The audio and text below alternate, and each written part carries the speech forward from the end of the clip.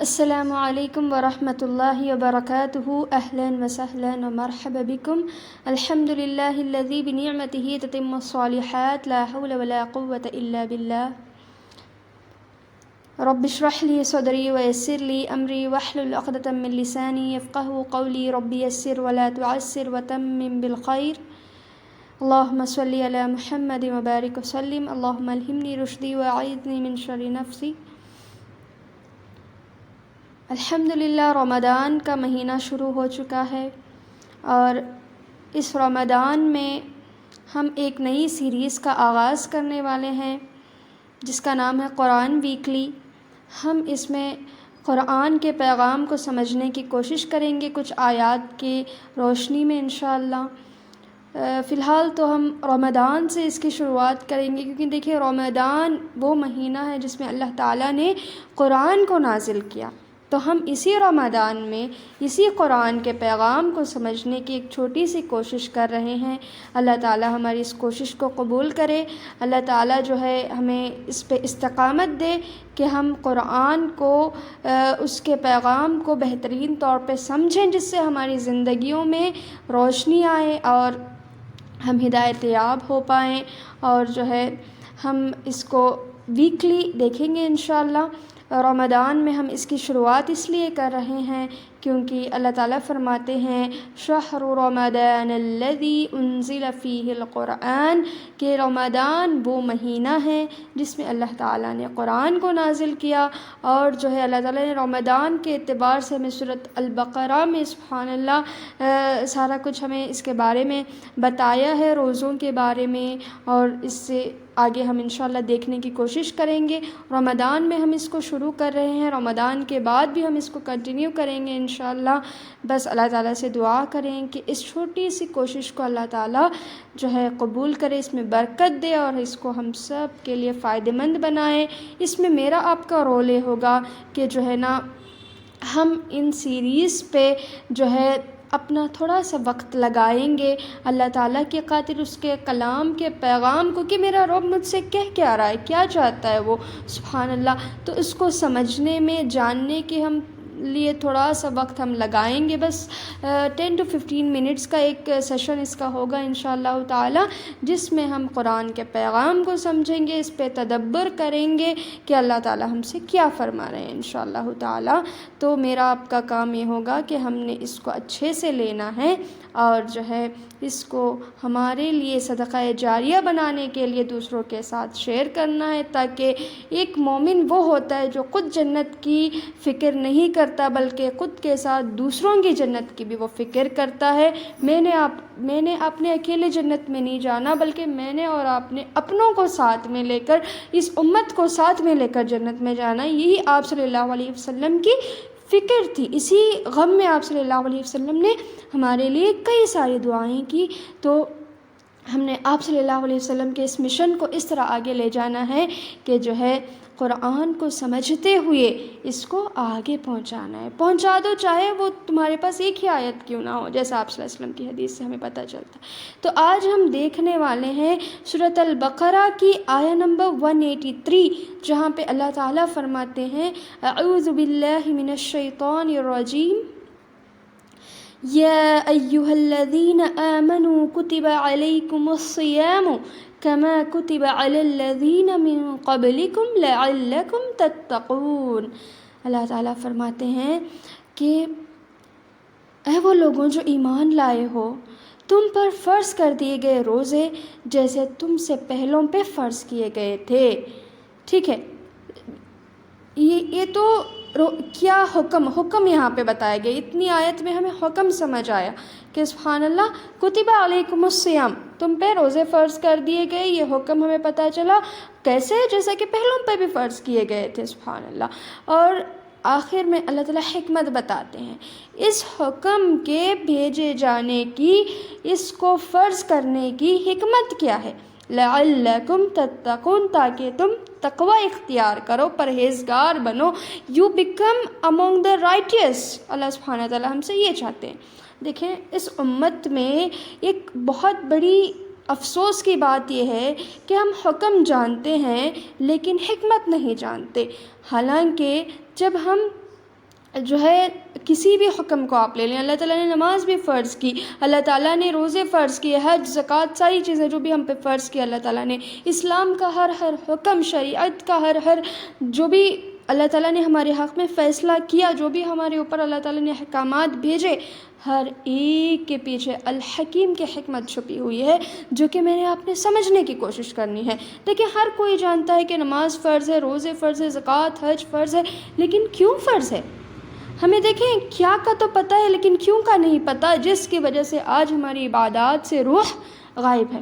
ہماری عبادات جو ہے نا، نماز صرف ایکسرسائز ہو گئی ہے، روزہ صرف بھوکا رہنا ہو گیا ہے، اور زکوٰۃ صرف جو ہے نا اس طرح دیتے ہیں جیسا کہ ہم احسان کر رہے ہیں، اور حج تو بس فیم اور نیم کے لیے آج ہم کرتے ہیں۔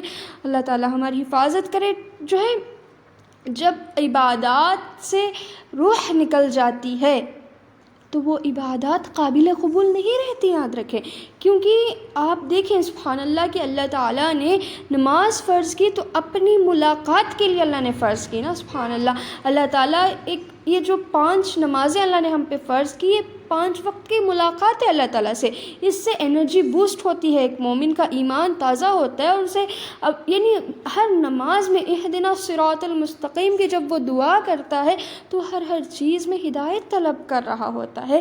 اللہ جی میرے آج کے دن میں اتنی ساری چیزیں میں کر رہا ہوں، مجھ سے جو بھی ہوں گی مجھے نہیں پتہ کیسے کرنی، آپ مجھے راہ دکھائیں، آپ میری رہنمائی کریں، میں کس چیز کو کیسے کروں گا تو مجھے فائدہ ہوگا۔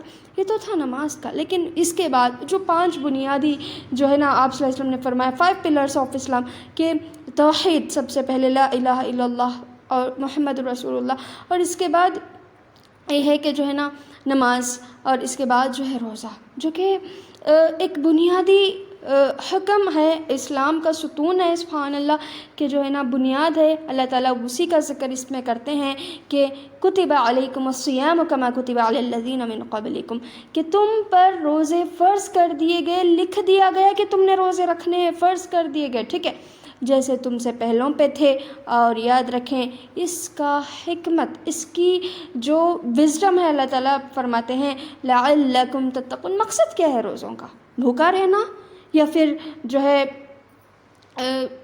اور پتہ نہیں کیا کیا مقاصد ہوتے ہیں لوگوں کے روزے رکھنے کے لیے، ایک تو ڈائٹ ہوتا ہے، ایک تو جو ہے نا بھوکا رہنا ہوتا ہے، اور پتہ نہیں کیا کچھ، لیکن اصل مقصد کیا ہے روزوں کا؟ اللہ تعالیٰ فرماتے ہیں لعلکم تتقون۔ آپ سوچیں میں روزہ کیوں رکھتی ہوں؟ جسٹ بیکاز اٹس اے فرض، اٹس obligatory، جسٹ بیکاز کہ میں مسلمان ہوں اور روزہ نہیں رکھوں گی تو لوگ کیا کہیں گے؟ جسٹ بیکاز کہ میں نے رکھنے ہیں اس لیے رکھتی ہوں، عادتاً رکھتی ہوں؟ یا میرے روزوں کے پیچھے ایک مقصد ہے، یا میں روزوں کے مقصد کو دھیان میں رکھ کے روزہ رکھتی ہوں؟ آپ سب اپنی انالیسس کریں کہ میں روزہ کیوں رکھ رہی ہوں، کیوں؟ کیا اللہ تعالیٰ ہمیں صبح سے شام تک بھوکا رکھنا چاہتے ہیں؟ ہم سے یہ اللہ تعالیٰ ایکسپیکٹ کرتے ہیں کہ میرا بندہ صبح سے شام تک صرف بھوکا رہے؟ یعنی احادیث میں تو ہمیں یہ سارا کچھ پتہ چلتا ہے کہ تمہارا کھانا پینا چھوڑنا ضائع ہو جائے گا اگر تمہارے اندر اس روزے کے بعد کچھ اثر نہ ہوا، بدلاؤ نہ ہوا، تم نے اگر جھوٹ غیبت وغیرہ نہ چھوڑا تو ضائع ہے بھوکا رہنا۔ لعلکم تتقون، یہ تقویٰ کیا ہے اصل میں؟ ہم نے شہر رمضان کی سیریز کی جس میں ہم نے دیکھا کہ شہر رمضان شہر التقویٰ ہے، اس میں آپ کو اس کی ڈیٹیلز ملیں گے انشاءاللہ، میں اس کی لنک ڈسکرپشن میں دوں گی۔ تو دیکھیں اس میں آپ کو بریفلی سمجھاؤں گی، اس میں آپ کو ڈیٹیل ملے گا، ایک دفعہ آپ اسے دیکھ لیں انشاءاللہ، بہت فائدہ ہوگا۔ تو لعلکم تتقون اس آیت کی حکمت ہے، اللہ تعالیٰ فرماتے ہیں کہ تمہارے روزوں کا مقصد تقویٰ ہے، میں تم سے تقویٰ چاہتا ہوں، تقویٰ قبولیت کی شرط ہے، سبحان اللہ۔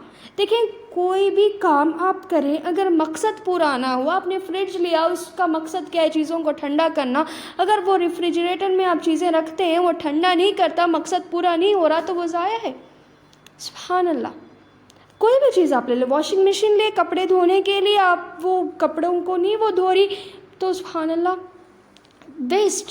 یعنی مقصد جب کسی کام کا پورا نہیں ہوتا تو سبحان اللہ اس چیز کا کوئی ویلیو نہیں، اس کی قبولیت تو دور کی بات۔ یعنی کہ آپ اس ریفریجریٹر کو قبول کریں گے جو آپ کی چیزوں کو ٹھنڈا نہ کرے، تو اللہ آپ کے روزوں کو کیسے قبول کرے جس کے بعد آپ کے اندر تقویٰ نہ آئے؟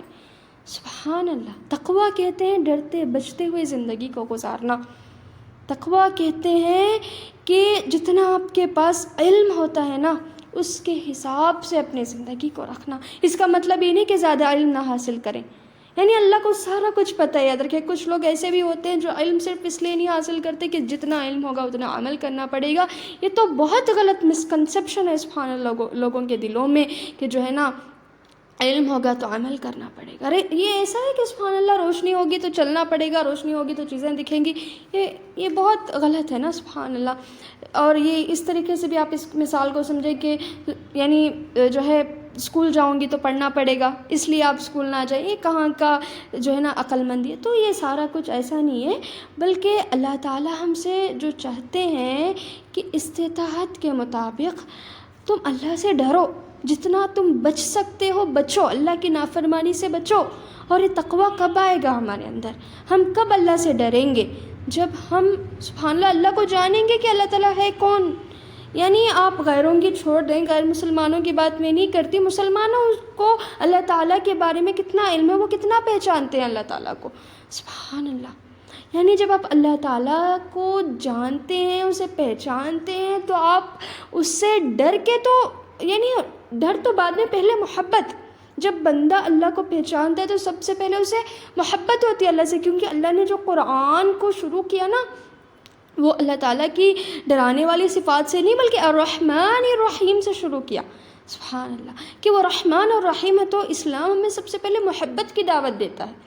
ٹھیک ہے، خوف تو الگ بات ہے، نہیں محبت اتنی کہ آپ وہ کام کریں جو اللہ کو پسند ہو، اور اللہ کا خوف اتنا کہ آپ ان کاموں سے بچیں جو اللہ کو ناپسند ہو. اس کا نام ہے تقویٰ.